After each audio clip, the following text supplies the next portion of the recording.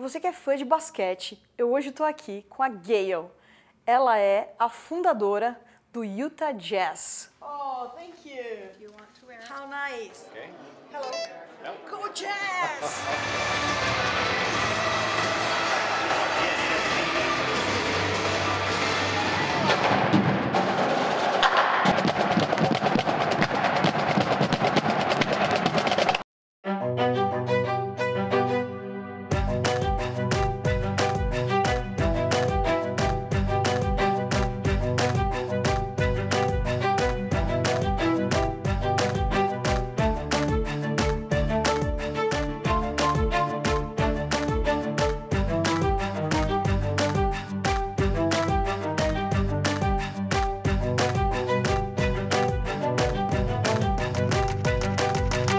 Hello, Gail. How are you?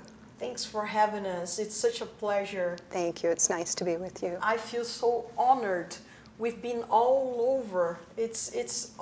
I'm really impressed.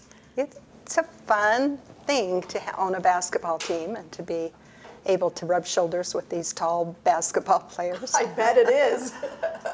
So tell us a bit about yourself, please. Okay, I was born and raised in Salt Lake City. I am a member of the Mormon faith. My husband and I we started our own business in 1979 in Utah. We have 5 children. I am remarried. My husband died in 2008. I am remarried with my current husband. We have 34 grandchildren. Wow. And 8 great-grandchildren. And we have a good life. We have a lot of interesting things to do. We started in business, my first husband and I, in 1979 with 1 automobile dealership. And from there we have grown to 54 dealerships, a professional basketball team, an arena for the team to play in. We have a motor sports park out west of Salt Lake City, the largest in the U.S. We have a bicycle racing team called the Tour of Utah, fashioned after the Tour de France. And many of the Tour de France riders come to ride in our tour. We have a AAA baseball team that plays in Salt Lake City. We have theaters all over that dot the landscape. And in the business side, we have many businesses. We have over 80 businesses in our portfolio.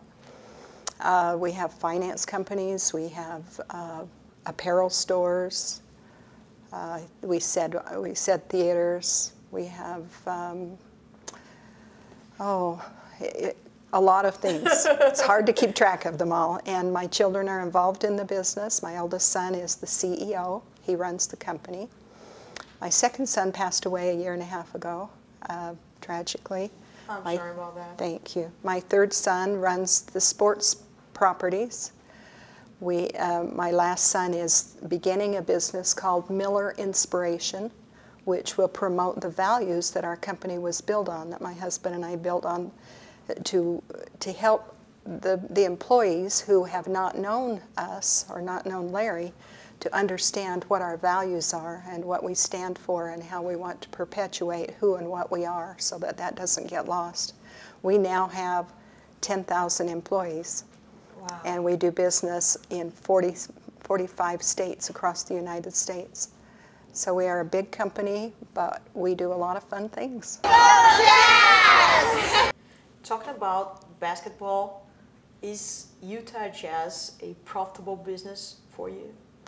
It depends on the year and who the players are. We are one of the smallest markets in the NBA, in the National Basketball Association.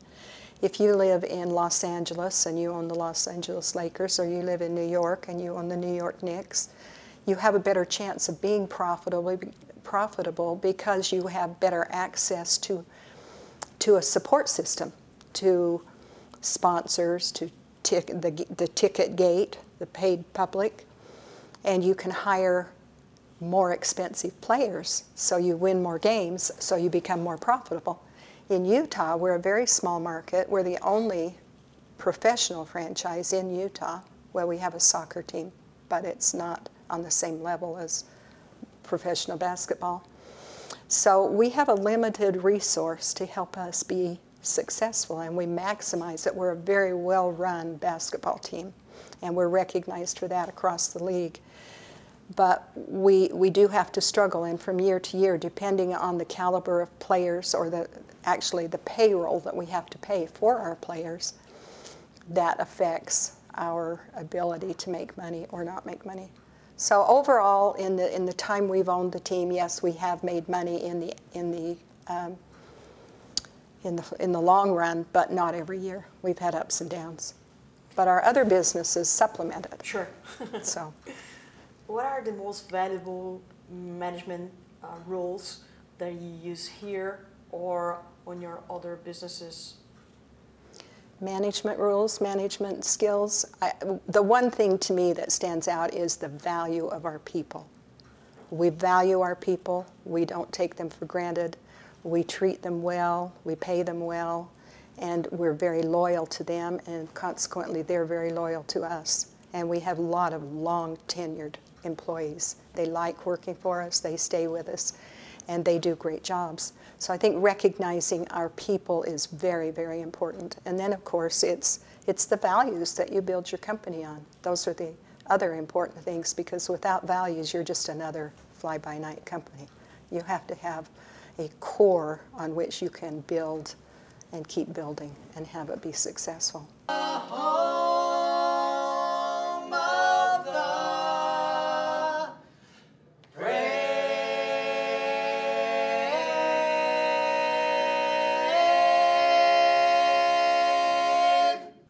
The biggest challenges you faced within your team?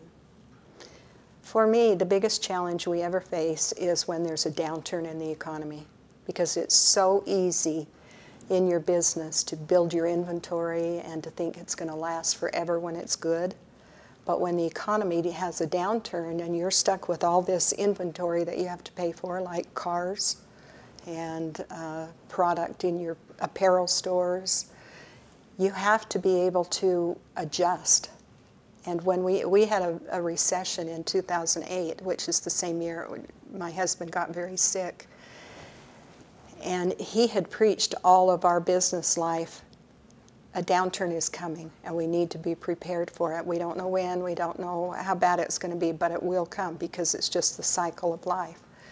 And so our employees understood, and when the time came, we were in a position to be able to hang on through the recession and balance our inventory and cut back on our on the things that we could cut back on, so that we were not stressed financially. Of course, it's always stressful to go down through a downturn, but we were able to manage that, and now we're coming out through that, and we have to prepare for the next downturn.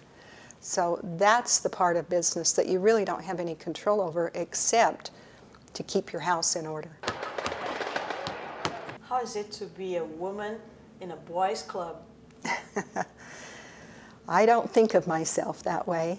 I try not to see gender. I know that it's hard for men to feel that way.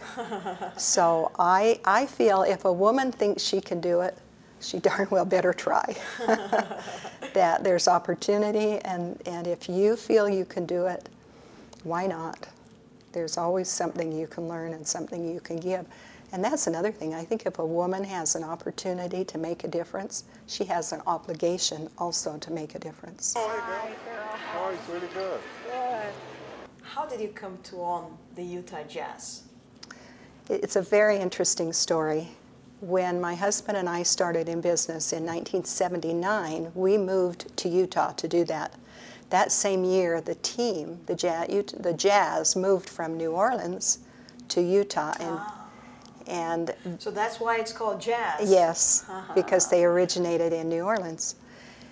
They struggled every year to make money in Utah because of the small market principle. And in 1985, it was getting so bad for them that they decided they probably would have to leave the state because they couldn't make it here. So the general manager was trying to figure out how he could shore it up. And he called many of the businessmen in Utah, and he happened to call my husband and said, Larry, we really are looking for some investors to help us with the Utah Jazz so they don't have to leave the state.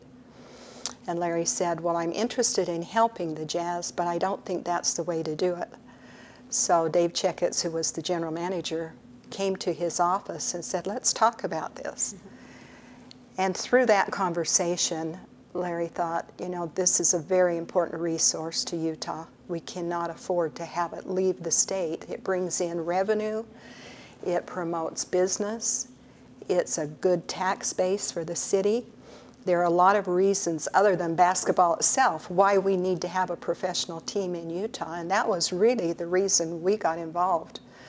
It was way beyond our net worth at the time. It was a big stretch for us to be able to buy the Jazz. Was it? The first half was we had to pay $8 million for. We were a struggling new business, and we really didn't have that kind of money. But we figured a way, after going over the figures and talking about how important it was, finally one day Larry says, I think we can do this. So he put a consortium together of banks who would loan him the money to buy the first half of the Jazz. And it came right down to the wire of the very last day of when he had to say yes or no, that he got all of that put together and we bought the first half. However, the next year, the same scenario came into play. The owner of the other half wanted to sell it because now it had increased in value. He could sell it to an outside market and make $4 million on his $8 million, which would give us an increase of $4 million. So again, we had a Texas option, which means that guy could say, I'm going to sell it, but we could say, no, I'll pay you the same amount. And that was a big stretch for us because now it was worth, the one half was worth $12 million rather than $8 million. So somehow we figured out a way through creative financing to pay for the second half and keep the team in Utah and become the sole owner. We did it not because we loved basketball, because we'd only been to about 2 games before we bought the first half. Really? But we did it because we understood how important a resource it was to this community and it needed to stay here. And it became something that unified the city. The minute he bought it, he looked at the audience and says, it's all yours. And he did it for the community. And from that sprang a lot of goodwill. And our businesses increased. We grew and grew. And the two complement each other. And through that, we have been able now, we came to a point where we had solid businesses, and we knew it was time to give back to the community through philanthropy. So we made a conscious effort to do things that would additionally help our community in the arts, in the women's and children's issues, in a lot of areas that just make it a better place to live. But we recognize, too, that we don't do that alone. We do that because we have great employees who run our business as well, and we give a lot of that credit to our employees, and well-deserved, because without them, we couldn't do what we do. But if we can give back to our community and make it better for everybody, it's a win-win situation because it comes back to us. Sure. Just as a matter of curiosity, what's the value of Utah Jazz now? Right now, it's probably more than $500 million. $500 million. $500 million. They paid like $22 million. $22 million. Wow. This is, you know how to make business. I'm going to The problem is you don't get that out of it till you sell it, and we're not going to sell it. Yeah, of course. So it may be worth that, but it doesn't mean we have that. Yeah, but you had such an improvement, right? Yes, yes. Well, that's part of what happens in the market. Sure. As all ships rise, yours rises with it. Are you proud of that? I'm proud of the way we've done what we've done, because we've done it with an eye to improving our community and our people and our businesses. We haven't done it for selfish reasons. And I think that's why we've been successful. I know when we went through the downturn that we talked about, the recession in 2008, 2009, my son was then in charge of the company. My husband had turned it over to him because he was so sick. And I said to him, I said, Greg, we can make all the cuts you want, but we can't stop giving. Because when we give, we're blessed. And we can't afford to go without those blessings. So even if we only could give a little bit. We kept giving, and that became, for me, it was a security that I knew we'd be okay. Nós estamos naquele clube privado e lá embaixo dá para assistir o jogo, dá uma olhada. What's your favorite book? Interesting you would ask that. This is my favorite book. This is your favorite And book? I'd like to give that to you because that tells our story. This is the story about my husband's life, and I'm included in it, of course, but he knew all his life he needed to write this to preserve the values and the principles that he had built his life on. But I always felt a little awkward about doing that, and so when he got so sick, he said, I need to write this book. He had vacillated between doing it just for the family or doing it for the public. So he called in a co-author, and they sat at our kitchen table after he'd been released from the hospital of 59 days, and he dictated his story to this editor, and he died before it was finished. Wow.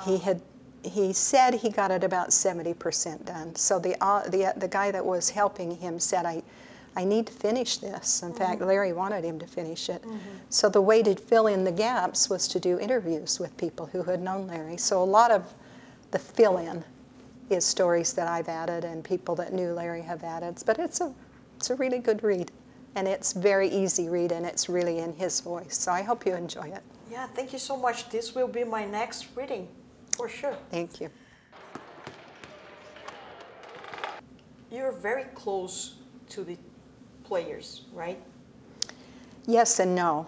I don't socialize with them, but I do speak to them at the beginning of the year, and I'm at every game, so they know I'm there for them, supporting the team. And I know who they are. We talk. We're on a first-name basis. But they have such a busy life that they don't have time for socializing.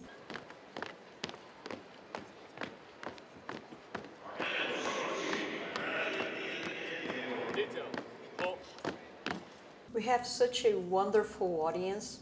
Would you leave us a piece of wisdom?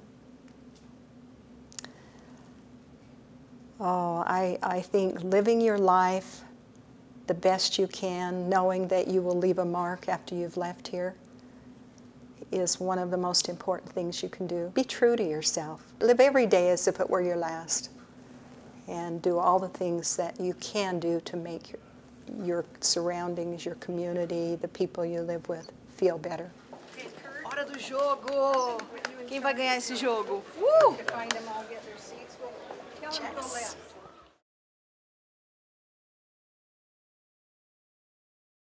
Mas se você nunca parar a formar patrimônio futuro, você nunca vai ter. E se você não fizer isso por você, essa oportunidade, o quê? resolvi aceitar